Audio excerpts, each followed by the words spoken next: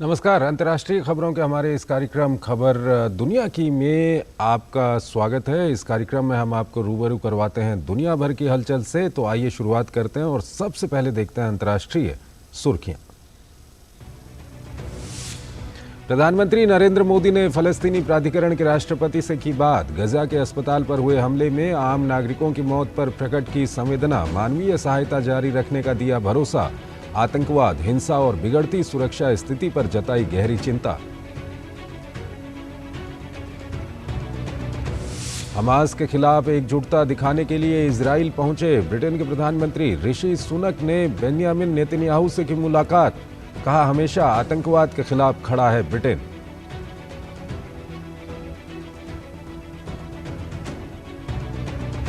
Israel Hamas के बीच संघर्ष का 13वां दिन, दोनों ओर से हमले जारी। मरने वालों की संख्या 5000 के पार। आईडीएफ ने हमास के सैकड़ों आतंकी बुनियादी ढांचे को किया नष्ट। लेबनान में हिजबुल्लाह के ठिकानों को भी बनाया निशाना। अंतर्राष्ट्रीय परमाणु ऊर्जा एजेंसी के निरीक्षकों का जापान दौरा। फुकुशिमा परमाणु ऊर्जा संयंत्र से समुद्र में छोड़े गए पानी के बाद एक मछली बाजार से लिए नमूने। चीन समेत अन्य कई देशों ने परमाणु संयंत्र का पानी छोड़ने पर जताई थी आपत्ति। वेनेजुएला की सरकार और विपक्ष द्वारा अगले साल के चुनाव की निगरानी अंतर्राष्ट्रीय पर्यवेक्षकों से कराने पर सहमति पर अमेरिका ने वेनेजुएला पर लगे प्रतिबंधों में दी ढील। तेल, गैस और सोने के क्षेत्रों पर प्रतिबंधों में ढील से अर्थव्यवस्था को बढ़ावा मिलने की उम्मीद।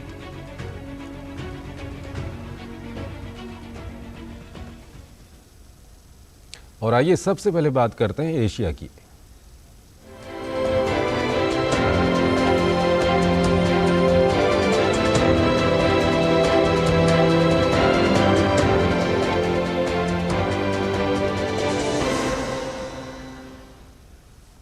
तो आइए सबसे पहले हम बात करेंगे इजराइल हमास संघर्ष की।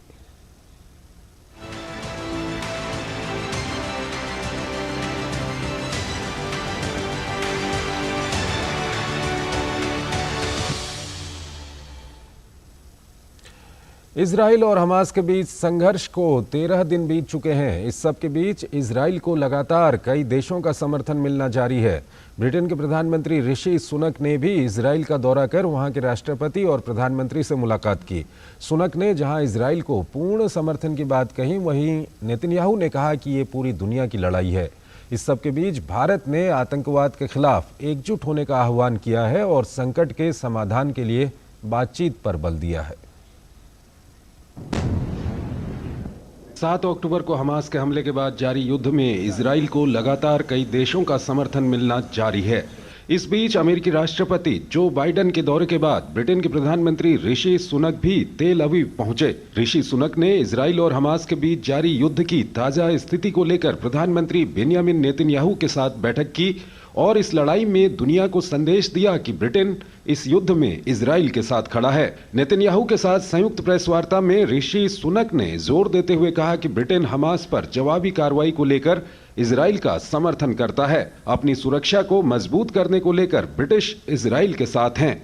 आप इसे इजराइल के सबसे काले अध्याय के रूप में बता सकते हैं। इस कठिन समय में मुझे इजराइल के साथ यहाँ खड़े होने पर गर्व है। आपके मित्र के रूप में हम आपके साथ एकजुटता से खड़े होंगे और हम भी चाहते हैं कि आप जीतें। उधर इजरायली पीएम बेंयामिन नेतन्याहू ने समर्थन के लिए ब्रिटिश पीएम को धन्यवाद देते हुए कहा कि ये केवल हमारी लड़ाई नहीं है, बल्कि ये पूरी दुनिया की लड़ाई है। हमें एक साथ खड़े होने और जीतने की जरूरत है। मैं प्रधानमंत्री सुनक को एकजुटता के लिए धन्यवाद देना चाहता हूं। मुझे लगता है कि आप इजराइल आए, यही बहुत कुछ बयां करता है। यह समर्थन का एक बहुत मजबूत बयान है जिसकी हम गहराई से सराहना करते हैं। इसके अलावा ब्रिटिश प्रधानमंत्री ने इजराइल के राष्ट्रपति इज़ाक हर्जोग से भी मुलाकात की। इस दौरान सुनक ने कहा कि इस त्रासदी में फंसे ब्रिटिश नागरिकों के परिवारों को इजरायली सरकार ने जो सहायता प्रदान की है उसके लिए भी मैं आपका आभारी हूं। इस त्रासदी में फंसे ब्रिटिश नागरिकों के परिवारों को इजरायली सरकार ने जो सहायता प्रदान की है उसके लिए भी मैं आपका आभारी हूं। हम सभी बंधकों की सुरक्षित वापसी सुनिश्चित करने के आपके प्रयासों का समर्थन करेंगे। इधर भारत ने भी इजराइल हमास जंग पर कहा कि आतंकवाद का सामना करने के लिए सभी अंतर्राष्ट्रीय समुदायों को एक साथ खड़ा होना होगा। विदेश मंत्रालय के प्रवक्ता अरिंदम बागची ने साथ ही संकट के समाधान के लिए बातचीत पर बल दिया। We have strongly condemned the horrific terrorist attack on Israel. The international community must stand together in combating terrorism in all its forms and manifestations, and there can be no equivocation on this. वहीं German chancellor Olaf Scholz ने Hamas द्वारा गजा में बंधक बनाए गए सभी बंधकों की बिना शर्त रिहाई की मांग की है। उन्होंने साथ ही कहा कि जर्मनी में यहूदी विरोधी भावना को बर्दाश्त नहीं किया जाएगा। हमारे लिए सबसे महत्वपूर्ण कार्य बंधकों की रिहाई सुनिश्चित करना है। उन्हें बिना शर्त रिहा किया जाना चाहिए।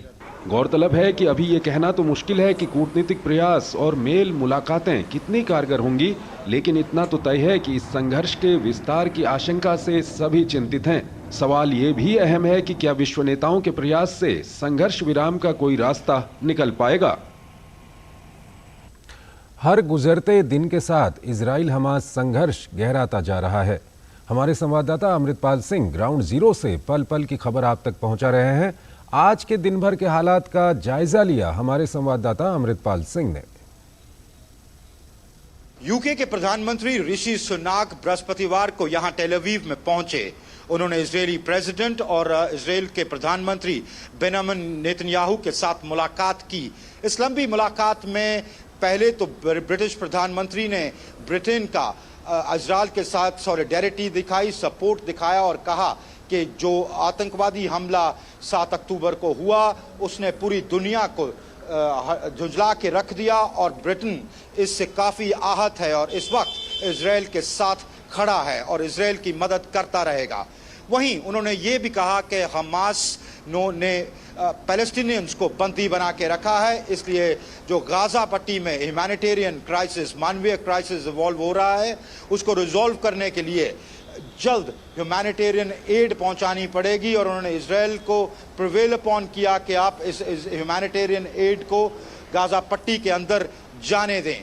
वहीं ब्रिटेन के विदेश मंत्री जेम्स क्लेवर्ली भी वेस्ट एशिया में हैं, जहां वो अलग अलग लीडर से मुलाकात कर रहे हैं। मकसद ये है कि कहीं ये संघर्ष, कहीं ये जंग रीजनल लेवल पे एस्केलेट ना कर जाए और मुल्क इजरायल के आसपास के इसमें इन्वॉल्व ना हो जाएं। कैमरामैन एसपी दुबे के साथ Amritpal Singh, DD news, Tel Aviv. वहीं अगर इजराइल और हमास के बीच चल रहे युद्ध में रणभूमि की बात करें तो दोनों तरफ से रॉकेट हमले जारी हैं। दोनों तरफ मरने वालों का आंकड़ा 5000 के पार चला गया है। वहीं इजराइल में गजा पर इजराइल ने हमले तेज कर दिए हैं।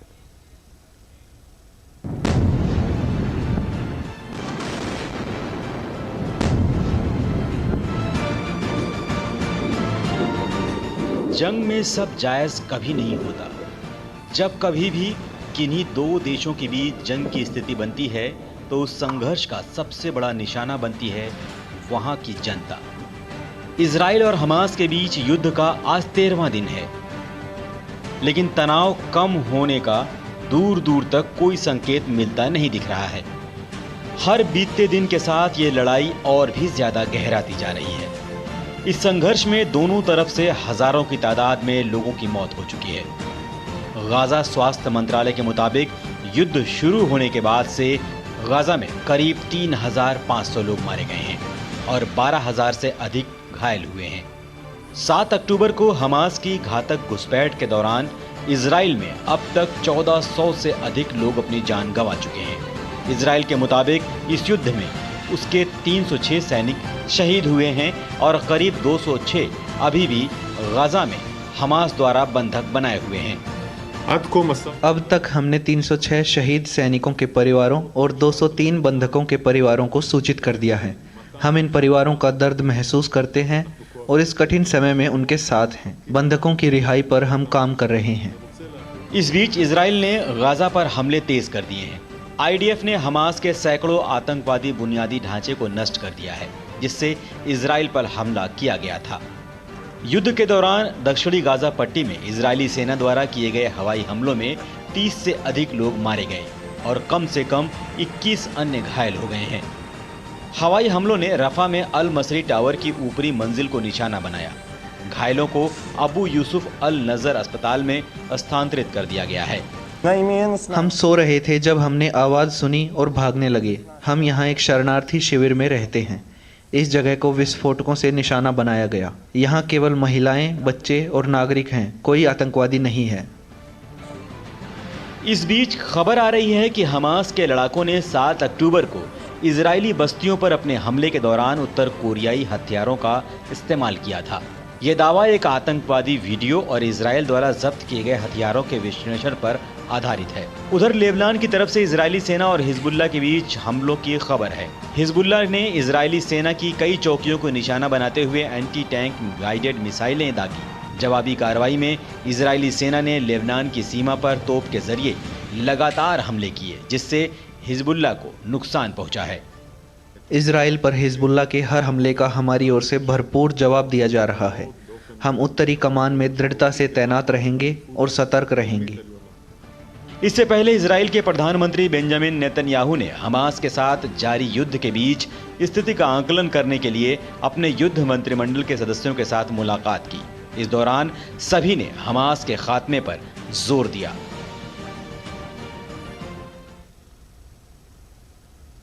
इजराइल हमास युद्ध में सबसे बुरी तरह पिस रहा है गाजा के लोग।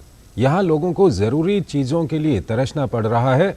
ऐसे में अमेरिका और मिस्र में रफा बॉर्डर को खोलने के लिए सहमति बन गई है। यहीं से गजा पट्टी को राहत सामग्री भेजने की बात हो रही है। इस बीच भारत के प्रधानमंत्री मोदी ने फिलिस्तीनी प्राधिकरण के राष्ट्रपति महमूद अब्बास से बात की है।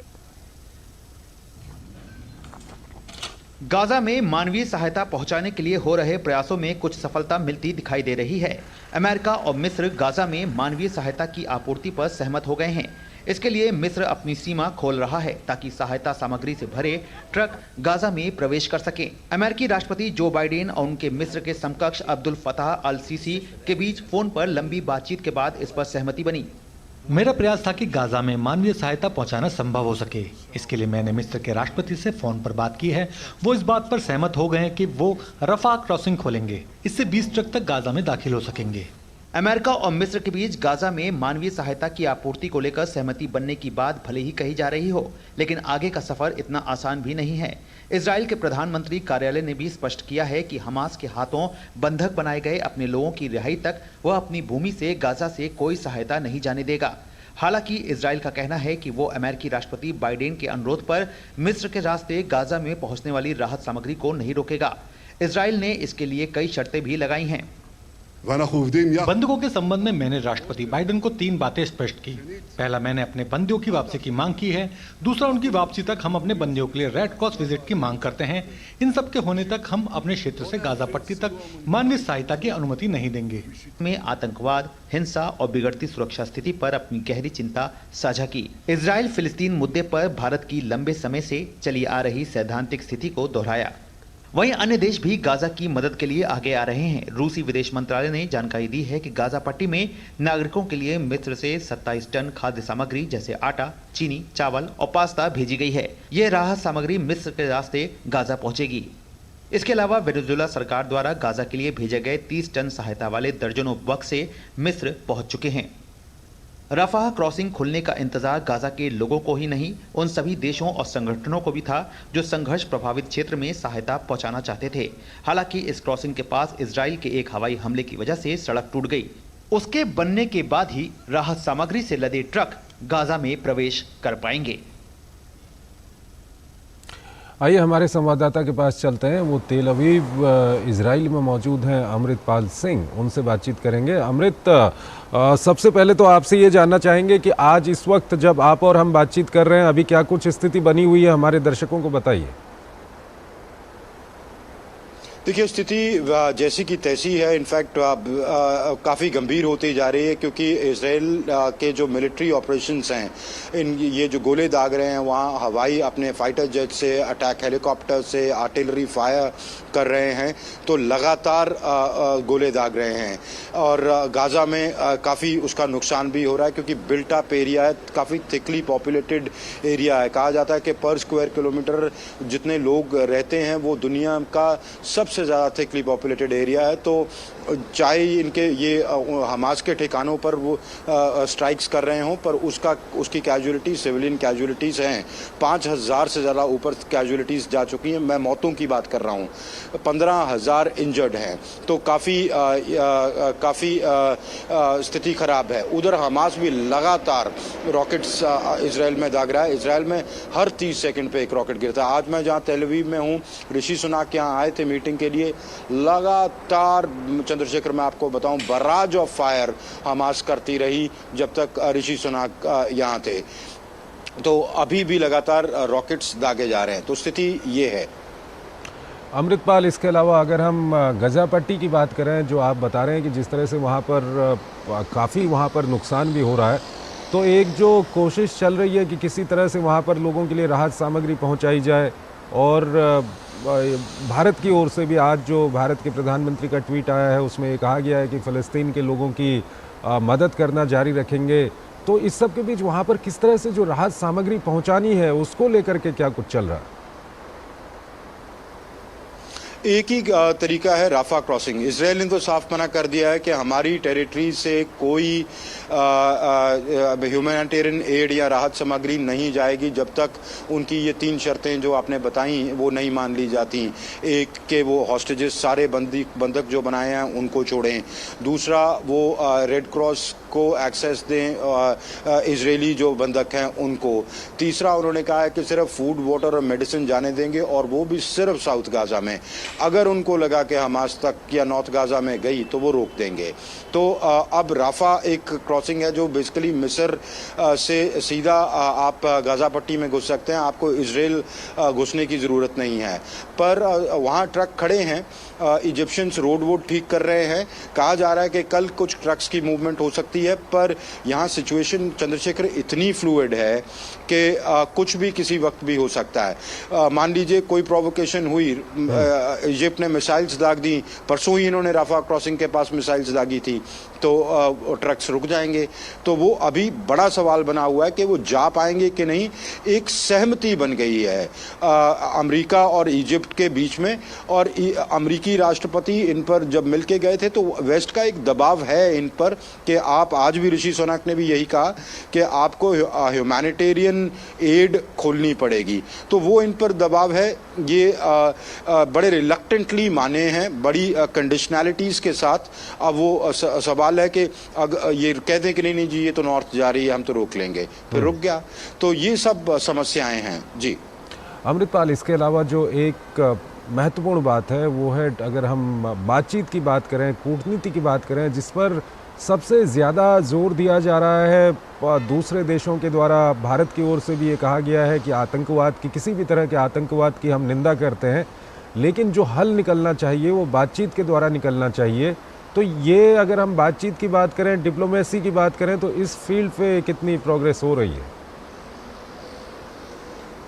बातचीत तो जी को ना वो करना चाहते हैं ना ये करना चाहते हैं।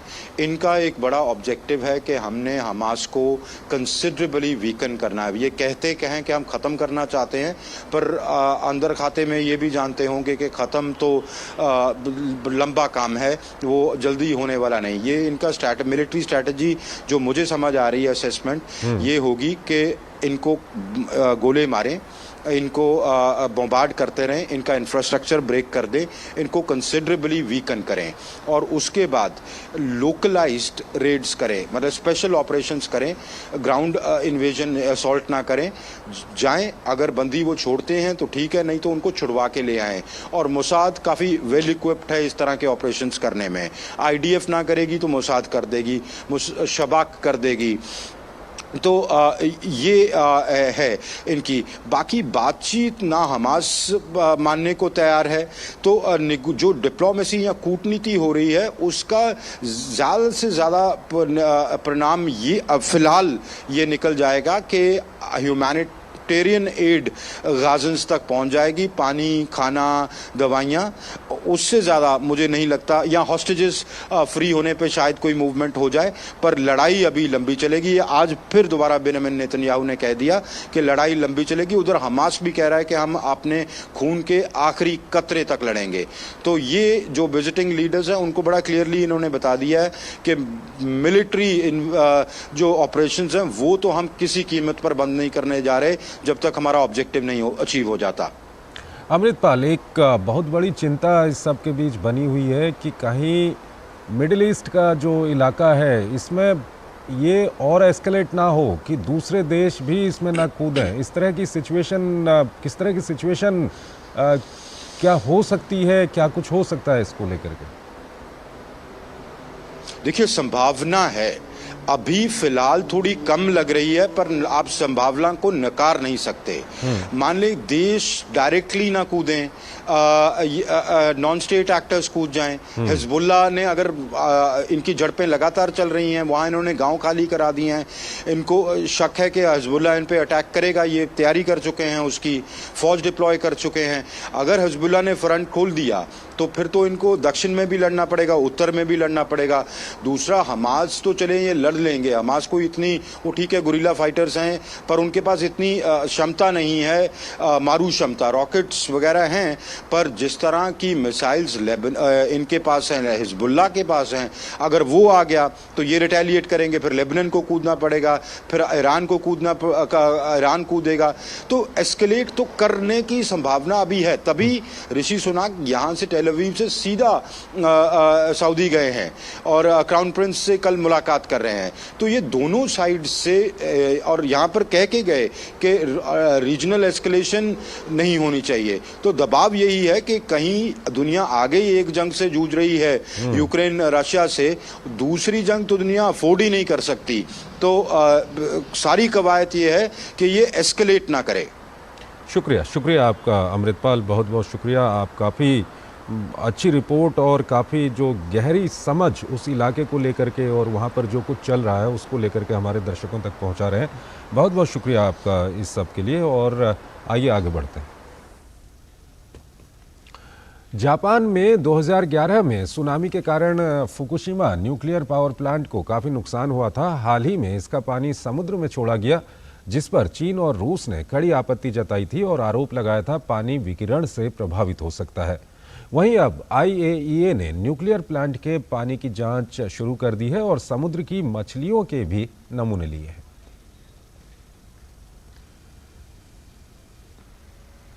परमाणु हमला, सुनामी और भूकंप जैसी त्रासदियों के कई काले अध्याय जापान के इतिहास के पन्नों में दर्ज हैं। ऐसी एक काली घटना थी फुकुशिमा न्यूक्लियर दुर्घटना। हाल ही में जापान ने फुकुशिमा परमाणु संयंत्र से उपचारिता रेडियोधर्मी पानी समुद्र में छोड़ने का फैसला किया तो चीन समेत कई देश विरोध में आ गए। इसके मद्देनजर अंतर्राष्ट्रीय परमाणु ऊर्जा एजेंसी की टीम ने जापान के फुकुशिमा न्यूक्लियर प्लांट के पास बंदरगाह पर पहुंची, जहां उन्होंने पानी की स्थिति के साथ साथ पास के मछली बाजार का जायजा लिया और नमूने एकत्र किए। इन नमूनों को चिबा प्रांत के अनुसंधान केंद्र और अलग अलग प्रयोगशालाओं में टेस्ट के लिए भेजा जाएगा। हम देखना चाहते हैं कि यहाँ कैसे काम किया जा रहा है। जापान सब कुछ बहुत पारदर्शी तरीके से कर रहा है। ट्रिटियम एक चिंता का विषय है। जापानी सरकार अपने डेटा पर विश्वास दिलाने के लिए यह जांच चाहती है। गौरतलब है कि चीन और रूस ने जापान के इस कदम पर कड़ा एतराज जताया था। चीन ने जापान से आने वाले सभी समुद्री उत्पादों पर रोक लगा दी और वो IAEA की जांच को काफी अहम मान रहा है। हालांकि जापान इस बात पर जोर देता है कि ट्रिटियम को छोड़कर सभी रेडियोधर्मी तत्वों को फिल्टर कर दिया गया है, जिसका स्तर हानि रहित है। लेकिन पानी के अंदर ट्रिटियम की उपस्थिति को लेकर दुनिया में चिंता बनी हुई है। जापान 2 महीने से प्रशांत सागर में पानी छोड़ रहा है। जापान को अपने पड़ोसी देशों के हितों को ध्यान में रखना चाहिए। इस जांच में जापान को पूरी तरह से सहयोग करना चाहिए। दरअसल साल 2011 में आए भीषण भूकंप और सुनामी के बाद से फुकुशिमा परमाणु ऊर्जा संयंत्र में बड़ी मात्रा में पानी जमा है। साल 2021 में तत्कालीन PM योशिहिदे सुगा ने प्रशांत महासागर में पानी छोड़ने की मंजूरी दी थी। इस फैसले को लेकर स्थानीय मछुआरों के बीच भी चिंता बनी हुई है। अब देखना होगा कि IAEA की जांच के बाद क्या निकलकर सामने आता है। रूस के विदेश मंत्री सर्गेई लावरोव उत्तर कोरिया के दौरे पर हैं। वहीं सर्गेई लावरोव ने उत्तर कोरिया के नेता किम जोंग उन से मुलाकात की। इससे पहले लावरोव उत्तर कोरिया के विदेश मंत्री चोई सोन हुई के साथ मिले थे। रूसी विदेश मंत्रालय के मुताबिक सर्गेई लावरोव ने यूक्रेन में रूस की सैन्य कार्रवाइयों का समर्थन करने के लिए उत्तर कोरिया को धन्यवाद दिया। साथ ही उन्होंने उत्तर कोरिया के लिए मॉस्को के पूर्ण समर्थन और एकजुटता का भी वादा किया। बीते दिनों उत्तर कोरिया के राष्ट्रपति किम जोंग उन रूस की यात्रा पर गए थे, जहां उन्होंने राष्ट्रपति पुतिन को उत्तर कोरिया आने का न्योता दिया था। और आइए अब देखते हैं अमेरिकाना।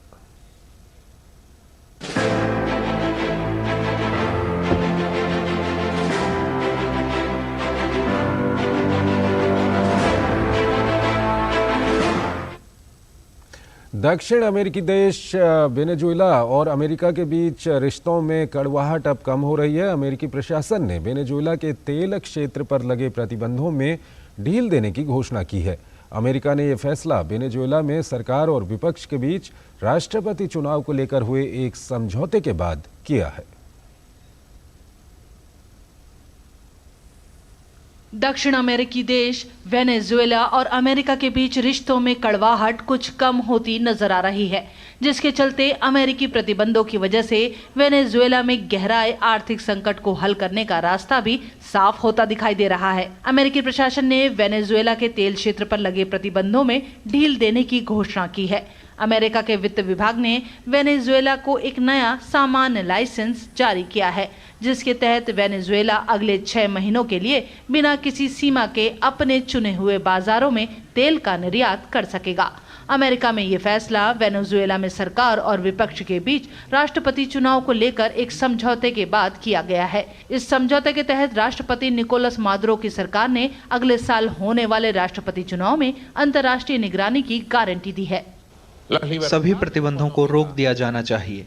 वेनेजुएला के खिलाफ वित्तीय, आर्थिक, वाणिज्यिक उत्पीड़न को खत्म करने के लिए प्रगतिशील तरीके से प्रतिबंधों को हटाया जाना चाहिए, ताकि वेनेजुएला प्रतिबंधों से पूरी तरह मुक्त हो सके।